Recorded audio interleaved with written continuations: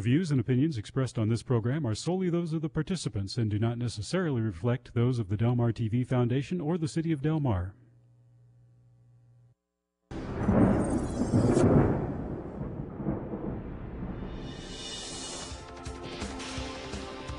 Del Mar Hot Topics, where we discuss issues that are important to you. And now your host, Richard Levesque.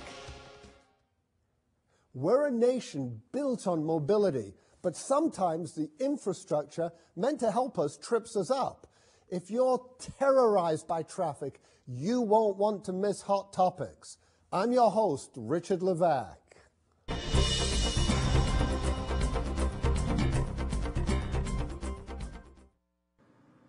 From the days of Gasoline Alley to the opening of Interstate 5, Del Mar is not the only coastal community to feel the impact of increasing regional traffic. Developing a local traffic plan for a city like Del Mar is challenging. Consistent local government, financial resources, and a cohesive community view can all be volatile. Localized piecemeal changes like stop signs or speed bumps may serve to ignite public opinion as much as they calm traffic. So managing traffic is a balancing act. Congestion relief takes time, money, and cooperation. Del Mar owes its existence, in part, to the Coast Highway. So how can Del Mar respond to the age-old problem of maximizing the flow through the community while preserving the convenience and safety of its local residents?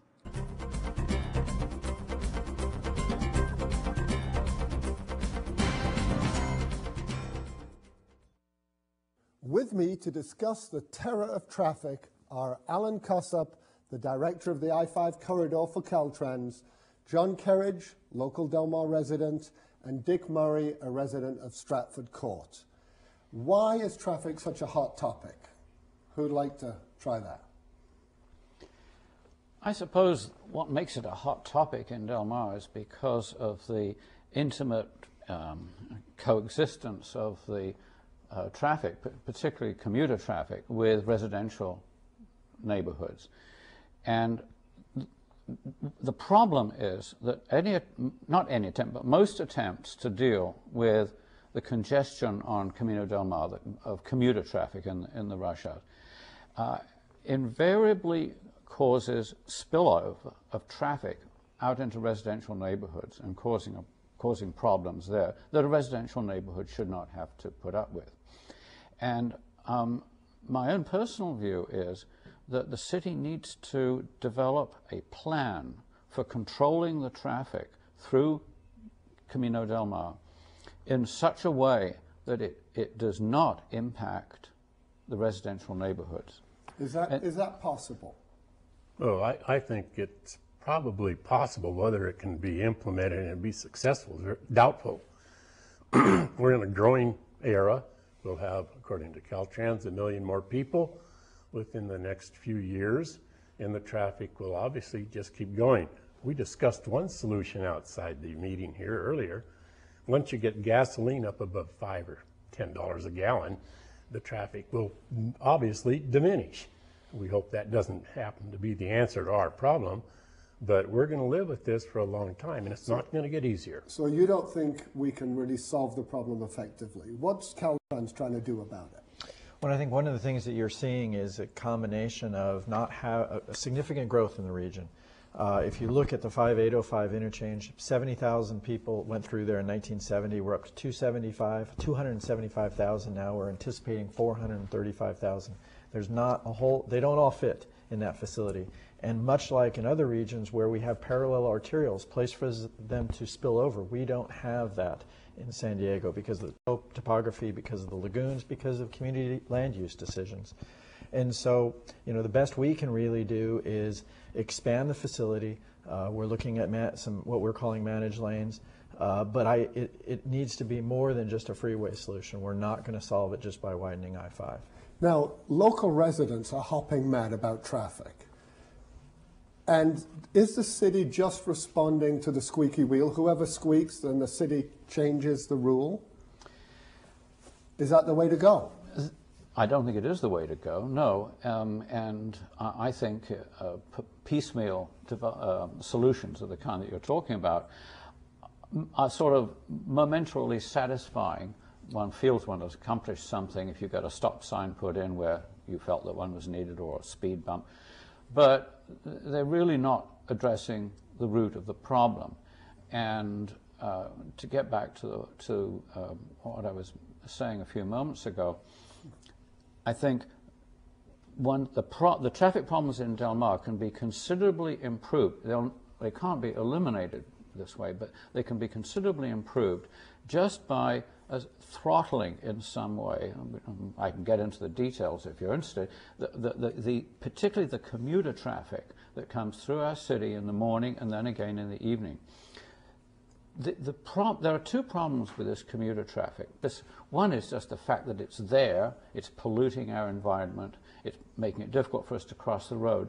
But the other thing is there's another problem which is more subtle, and that is that the presence of lots of motorists who are simply driving through town and not stopping has an inhibiting effect on the people who actually want to come into Del Mar, either to go to the beach and enjoy it, or to shop or do business in town. So this is not simply a question of helping the residents.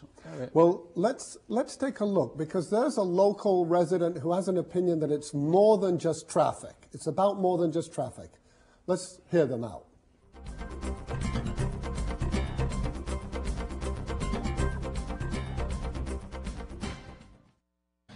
Well, you know, it's a funny thing about this intersection here on Crest Road. Everybody thinks it's about Crest. It's not just about Crest. It's not just about Del Mar. It's a regional issue, and it has a lot to do with respect. When I drive through other people's neighborhoods, I don't run the stop signs. I don't speed in their neighborhoods. Why people that are from our own neighborhood, why people that live right down the street run the stop signs with kids in the car, mother's late for school, dad's late for practice, or late for work or a meeting? It's disrespectful to run the stop signs. Respect your neighbors and drive carefully. These skid marks right here, this car goes out of control because he came around the corner going about 50. Hit the fence as he comes up, jumps out of his car and says, maybe I'll hit you next time. I'll come back for you next time. You know what? Next time he comes back, here. Maybe we should just do this. We'll all just lie in the middle of the road and we'll finally get somebody to understand that we have a problem before a child gets run over.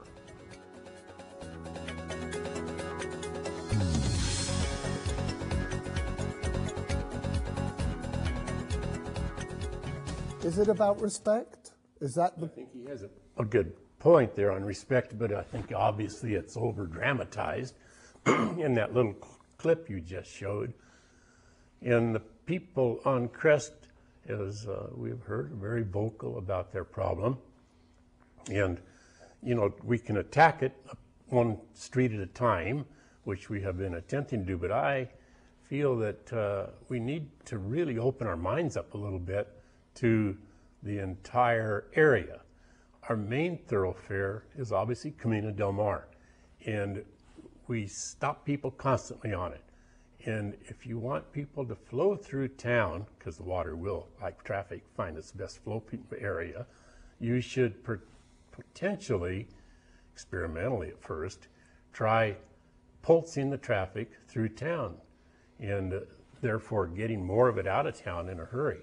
Some people say, well, this will just bring more, but during the time when they aren't actually traveling, then people can be pedestrians, and it can be a pedestrian oriented. So you think pulsing it through town, John? How do you throttle it? I very much agree with what Dick is saying, but with a sort of, if you like, an embellishment.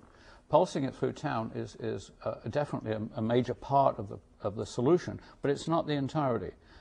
And I don't think pulsing would work unless one throttles the flow through town before it gets into town. How do you do that?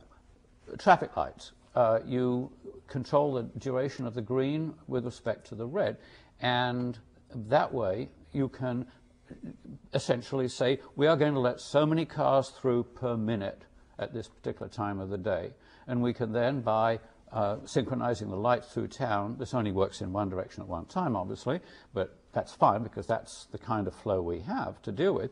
Then you get a batch of cars come in the south end in the evening, and they just go straight through town with the lights changing for them.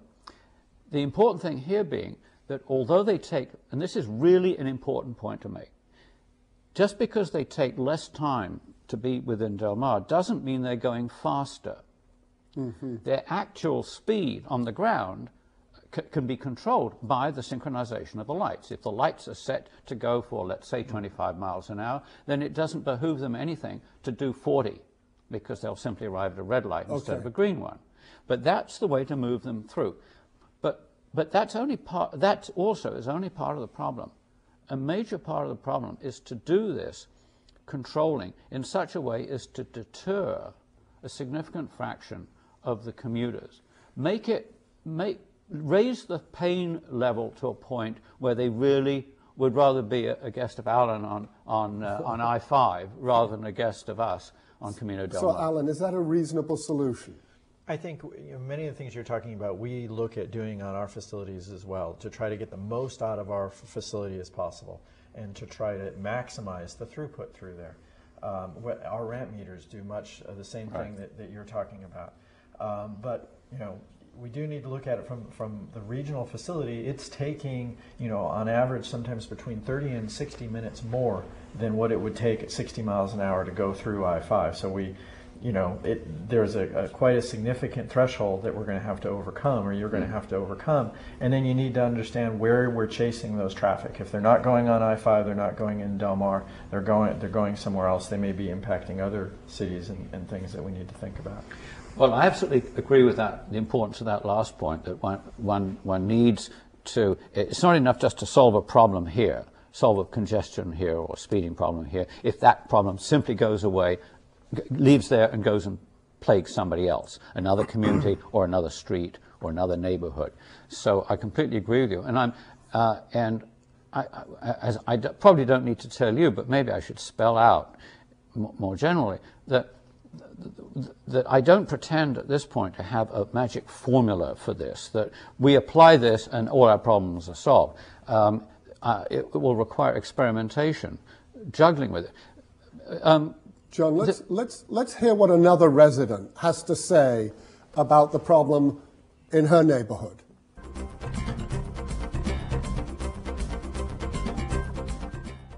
I live on 1605 Forest Way, which is a cross street with Avenida Primavera. And I got involved with the Crest traffic issue when they initially had proposed putting no left turns on Clich via Alta and 15th, which would have pushed all the traffic down to my street, Avenida Primavera. Luckily, that's not how things went forward. I spent a lot of time trying to find out if there was a way to handle the seasonal volume flow, because many days there is no traffic on Crest. I drive it 3 or 4 times a day. But occasionally at 4:35 in the afternoon during race season or fair season, it can be bumper-to-bumper traffic up there. What was important was to try to keep the speed down and to tell people that that was a traffic calm neighborhood. And I think that what they've done by putting up signs that says this is a traffic calm community, they're noticing the public that this is changing. One of the things I had asked for, and I researched for the city of San Diego and the city of Del Mar, was to try to get a no right turn on red. The city of San Diego explained that traffic is like water. It will flow somewhere. So they were not willing to put a seasonal change in at their intersection on Del Mar Heights Road because it would have put impact on Knob and Cordero. So what our city's come up with, because some very vocal people up on Crest wanted to have some change due to the periods of time when it's so bad for them, was they put in the traffic calming signs, which I think is wonderful. I'm a little concerned about the 15-mile-an-hour speed limit, but I'm learning that anything to keep this traffic slower is good, and the only way to get people to drive 25 is to put the speed limit down to 15.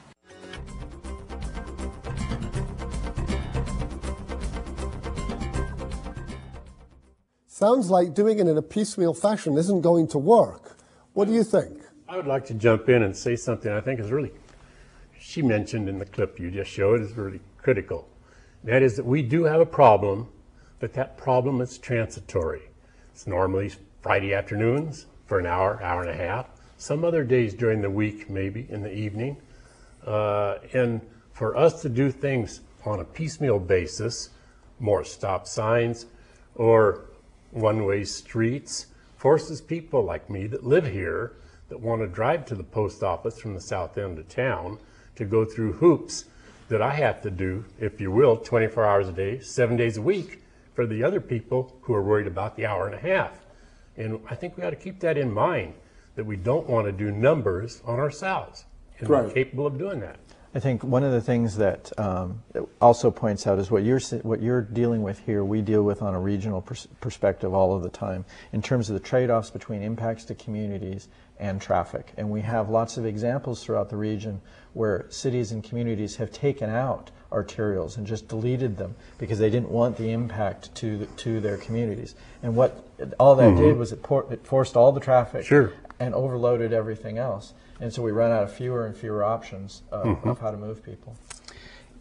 Yes, getting back to Ms. McDowell's film clip, which we saw, she raised a very interesting point there, which is that the end of Crest, the portal of Crest, if you like, is not in Del Mar. It's in the city of San Diego. And the take-home lesson from that is that, which is it's sort of obvious, and it's one of the things that Alan's been saying earlier, that we cannot solve our problems on our own. The traffic situation on Crest, if it's ever going to get really brought under control, has to be done jointly by the city of San Diego and the city of Del Mar. And it would be very advantageous to see some kind of formal cooperation between those two jurisdictions. Okay, great. Well, difficult question, Alan. The interstate's supposed to move traffic. Why is I-5 a parking lot so many hours of the day? Good question. I think we touched on a couple of issues. Unlike a lot of other regions, we don't have a lot of parallel arterials. Everything funnels because of the lagoons. They all funnel back to the interstate. So we don't have a lot of options there. Growth. Again, we're expecting about another 1 million people in the next 20 years. Money is probably the other issue. Since we've had growth and we don't have a lot of options, at the same time, transportation funding's gone down. So the solutions that we know we need to make on I-5 in terms of adding additional lanes and possibly providing transit options, we haven't been able to fund. So what are the things you're doing long term? What are your plans? Things are actually, we hope we're to the turning point on I-5. The region passed the Transnet sales tax last year. With that, we're hoping, we are kickstarting the I-5 corridor. We've got the project that's under construction now. We've got a new project that we hope to have under construction next year, which will extend the HOVs to Manchester, the carpool lanes to Manchester. And so that will hopefully remove much of the congestion, at least in the short term, in front of Del Mar, La Jolla, that area. And then we've got the longer term project, which is to add basically the inner freeway, as we call it, the managed lanes, 4 additional lanes through the freeway from 805 up to Oceanside. We hope to have that under construction later this decade. Great. So will I would think that even the recent thing Caltrans did of opening the bypass where you can go to 56 or straight on to Del Mar would have an impact on us, especially if there's no accidents on the freeway, where people will find it easier to move, at least past Del Mar at this point, I would hope, although it does start to jam up right again at our main entrance here. It would still help. So are you saying we really don't need a global solution to the Del Mar problem because you're going to solve it? No, we're not going to solve it. We're doing the best we can with I-5. Even in 20 years, we expect I-5 to be a parking lot during many times of the day, during the peak period. We're widening it out to 14, 15 lanes. I think that's the most that's practical in this regional, in this coastal setting. So we need the other solutions, the transit, the local agency, arterials, and that type of thing to make a total package. John? Well, one aspect, or one element rather, of a traffic plan that we haven't touched upon yet today is the alternative to the freeway. I mean, or the alternative to the car, for example. And perhaps I can just ask you, what is the feasibility of increasing the role of public transport in this area, in this corridor or region, let's say? I think it's a major component. When the region did their study in 2000, improvements to the coaster, getting more volumes through the coaster was a major part of the solution for the I-5 North Coastal, as we refer to it. In addition, the managed lanes in the middle are going to provide that opportunity for carpoolers. And so to provide some incentive to make people travel in higher densities, because we just don't move that many people, one person in a car at a time. I mean, we've got a lot of land use density issues that we need to overcome. Meaning we don't have the land use densities that really cater to a transit-oriented community right now, but we're working on that through some of the smart growth things that Sandag's working on. Now, is smart growth an oxymoron? Is it truthfully just nonsense? No, it's better than dumb growth, but it's not the answer, right? Is there a difference? Yeah. What is smart growth? Well, I think at its core, I mean, try and get higher densities in an area where you can serve it via transit. And that has drawbacks. Any of these solutions have drawbacks, and the drawbacks with transit or with smart growth come, you're going to have higher densities and higher traffic in certain limited areas. You're going to need more money to improve the infrastructure in those areas. Well, let's take a look at another perspective. Rush hour is very busy. People try and jump off the freeway and take a shortcut through town, when in reality, it's not any shorter. It probably takes longer. But psychologically, they think they're beating the freeway traffic, and consequently, that impacts the quality of life in Del Mar. Camino Del Mar just gets jam-packed in the afternoon with commute traffic, and gets worse during the summertime. Fair season, racing season, it's tough to drive through here. Del Mar is right along the I-5 corridor. It's a beautiful place. People want to see the ocean. They want to drive through the beautiful village of Del Mar for the scenic aspect. And the downside of that is heavy traffic. Traffic's not going to get lighter, let's face it. We just have to learn how to manage it better.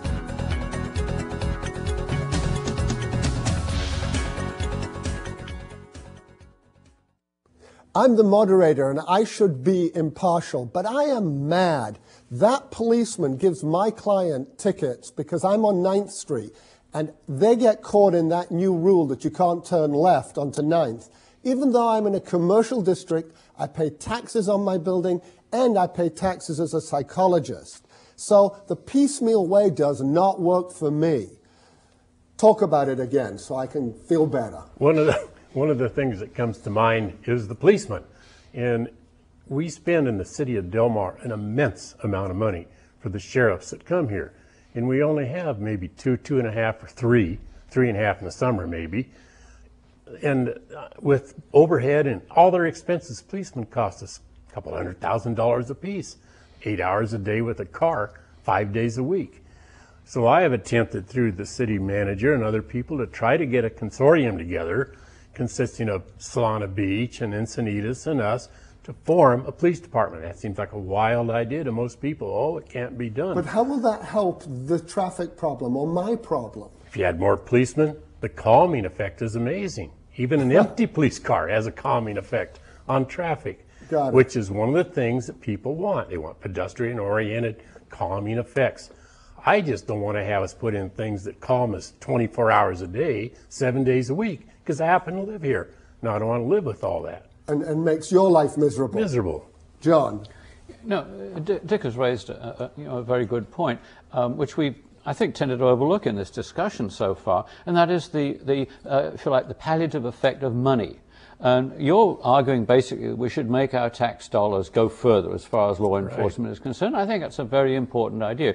But I'm sure you'd be the first to agree. It's not going to solve the problem, but it'll help. It'll help.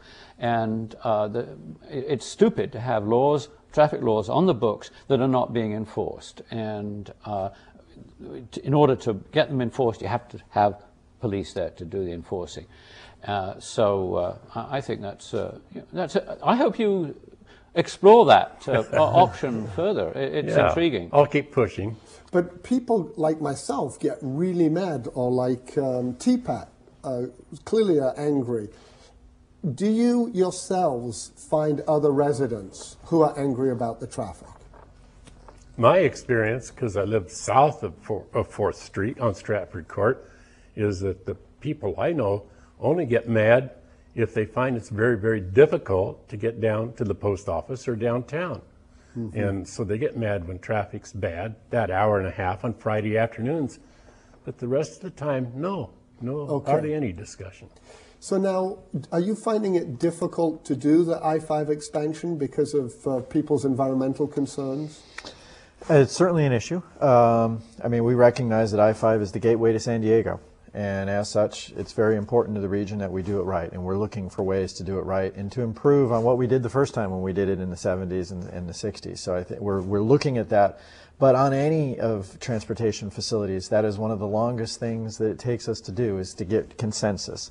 There are so many trade-offs, and it's very hard to drive a decision between 10 or 15 major stakeholders like cities, like the people who live adjacent to facilities. So that is one of the most difficult things in transportation. And who's going to lead within Del Mar to have a coherent traffic plan and not just responding to the squeaky wheel? Who should lead? Well, the council, obviously. I mean, whoever else comes up with the ideas, it's the council that has to implement it. With the caveat that I was making a few minutes ago that for some issues they're going to have to work jointly with the city of San Diego, but by and large, Del Mar problems need to be addressed by the city council. And do you think they're doing a good job? Well, I would like to see them being more adventuresome, experimental. I would like them, for example, I'd like to see them experiment with this idea of seriously using the traffic lights at Carmel Valley Road as a throttle to control northbound traffic, and similarly with the traffic lights up at the north end of town. John, if I might jump in, Jerry Fennell on our city council had a good idea, and that was, even with temporary stop lights, removing some of the traffic to get that pulsing effect through town to see if it works before you spend the $100,000 or $200,000 a stoplight to put real ones in. And I think that's a tremendous idea to get the flow through to attempt a local. We are going to have to finish on that note. Terrorized by traffic. Thank you for joining me, Alan Kassup, Dick Murray, and John Kerridge. And join us again next week for another Hot Topic. I'm your host, Richard Levac.